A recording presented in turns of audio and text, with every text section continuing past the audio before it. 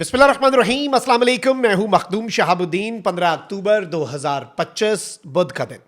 अगर अभी तक आपने इस वीडियो को लाइक नहीं किया तो लाइक जरूर कर दें। कमेंट सेक्शन में पाकिस्तान जिंदाबाद का नारा जरूर लिखें और चैनल को जिन लोगों ने सब्सक्राइब नहीं किया उनसे मेरी यह दरखास्त है कि चैनल को भी लाजमी सब्सक्राइब कर लें। नाज़रीन इकराम, पाकिस्तान से जंग अफगान तालिबान को बहुत महंगी पड़ रही है।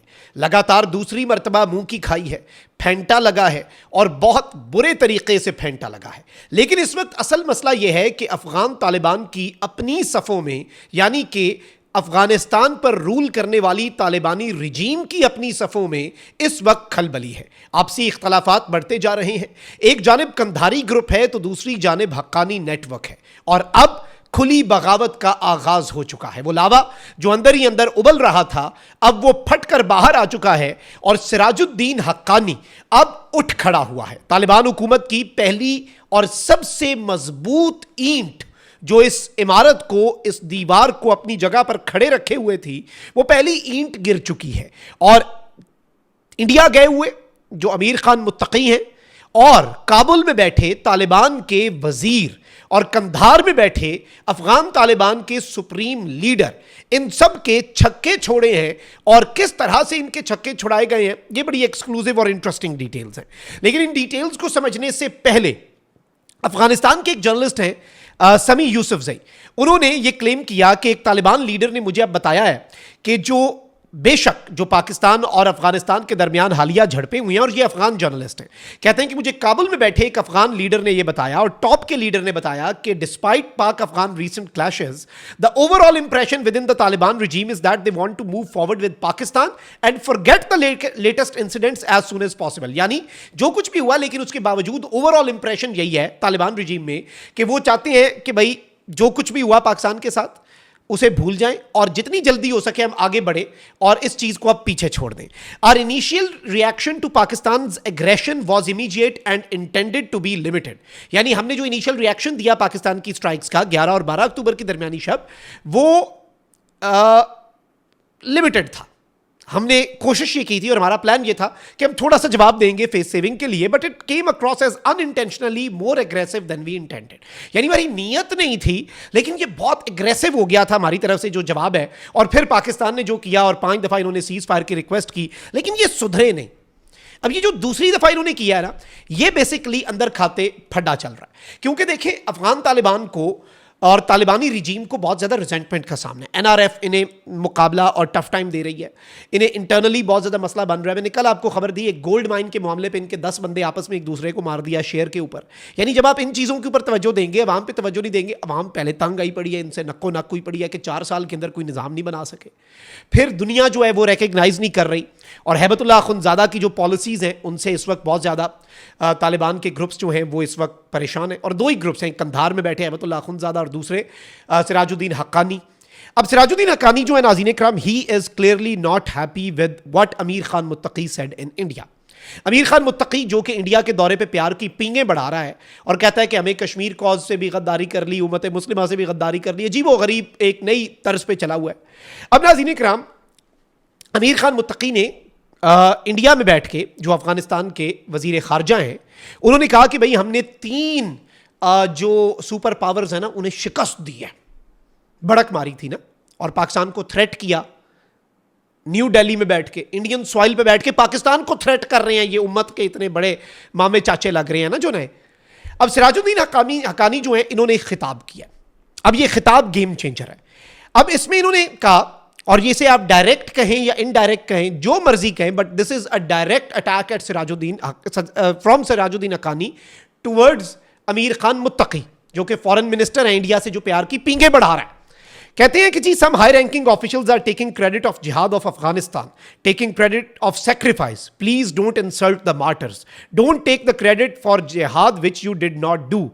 कुछ बड़े हाई रैंकिंग ऑफिशियल्स हैं वो कहते हैं कि अफगानिस्तान का जिहाद हमने किया और हमारी कुर्बानी जो है उसका सेक्रीफाइस ले रहे हैं। शहीदों की बेतौकीरी ना करो, वो उस जिहाद का क्रेडिट ना लो जिसमें तुम्हारा हिस्सा ही कोई नहीं है। अब ये टेक्निकली वो कह रहे हैं कि तुमने तो किया ही कुछ नहीं, जिहाद तो हमने किया। कहते हैं कि फिर इन्होंने कहा कि मैं लोगों को कहता हूं, अफगानिस्तान की अवाम को कहता हूं कि खुद इन्वेस्टिगेट करें। जो आज विक्ट्री क्लेम कर रहे हैं इन्होंने तो एक दिन भी जिहाद में हिस्सा नहीं लिया। अब वो अपनी अवाम की तरफ जा रहे हैं। ये जब अंदर प्रॉब्लम और बगावत उठती है ना, तो अब वो अवाम की तरफ रुख कर रहे हैं सिराजुद्दीन हक्कानी कि पूछो इनसे, कंधारी ग्रुप वालों से पूछो, अमीर खान मुत्तकी से, खुद इन्वेस्टिगेट करो, पूछो। वही पाकिस्तान ने कहा ना कि अवाम की रिप्रेजेंटेटिव गवर्नमेंट नहीं है। फिर कहते हैं कि इन्होंने कहा कि भाई जो लो रैंक कमांडर्स हैं वो अगर ऐसा कोई क्लेम करते हैं तो ये वो डिजर्व करते हैं क्योंकि उन्होंने जिहाद में हिस्सा लिया। लेकिन ये जो हाई पोस्ट्स पर बैठे हुए वजीर हैं वो इसका क्रेडिट ले रहे हैं। अब इन्होंने डायरेक्ट इनकी जो पॉलिसी है, कौन सी पॉलिसी, जो पाकिस्तान के हवाले से, उसके ऊपर तो वो तनकीद नहीं की, लेकिन इससे पहले ही हमारे पास ये खबर आ गई थी कि अफगान तालिबान के अंदर एक ग्रुप है जो कह रहा है कि भाई पाकिस्तान से फड्डा करने की जरूरत क्या थी। तुम्हें रशिया समझा रहा है, चाइना समझा रहा है, ईरान समझा रहा है, पाकिस्तान समझा रहा है, 4 मुल्क समझा रहे हैं इंडिया के पिट्ठू ना बनो। तुम्हें ऐसा इंडिया से चाहिए क्या चीज जो और कहीं से नहीं मिल सकती। अब ये इनके अंदर से फड्डा और अंदर से आवाजें उठना शुरू हो गई हैं कि भाई पाकिस्तान से भी पंगा ले लिया, एक करते डैंड भी छड़ देती है। और पाकिस्तान तो इस वक्त बिल्कुल अलग से मूड में, हम तो भरे पड़े थे, हमारे तो रोज जवानों की लाशें उठ रही थी, हम तो मुरब्बत में मारे जा रहे थे कि भी ब्रदर इस्लामी मुल्क है। You provided us with an opportunity, तुम लोगों ने हमें यह मौका दिया। भाई नाफिज इनफ, सीने से लगा के रखा हर चीज की, इतने रेफ्यूजीज लेके बैठे हुए। अब तो ये रेफ्यूजीज वाला काम जो है ये भी पाकिस्तान के सिक्योरिटीज राय ने कहा हम तो निकालने लगे हैं, तुम जरा अब इंडिया भेज दो अगर तुमसे खुद नहीं संभलते। नई नई दोस्ती हुई है, वो तो संभाल लेगा, इतना बड़ा मुल्क है। लेकिन अब नाज़रीन इकराम, एक जानिब जो कंधार में बैठे हुए हैबतुल्लाह खुनज़ादा हैं, उनके लिए प्रॉब्लम्स बढ़ती जा रही हैं। उन्होंने एम ही नहीं कहा कि भाई कंधार के अंदर पेट्रोलिंग बढ़ा दो, सिक्योरिटी बढ़ा दो, इंटरनल रिफ्ट भी है। इनके कमांडर्स को एनआरएफ वाले मार रहे हैं तो आपस में भी एक दूसरे को मार रहे हैं। और इन्होंने नया एक कट्टा जो है वो खोल दिया पाकिस्तान के साथ फड्डा करके, जिसमें सिराजुद्दीन हक्कानी सर पकड़ के बैठा हुआ है।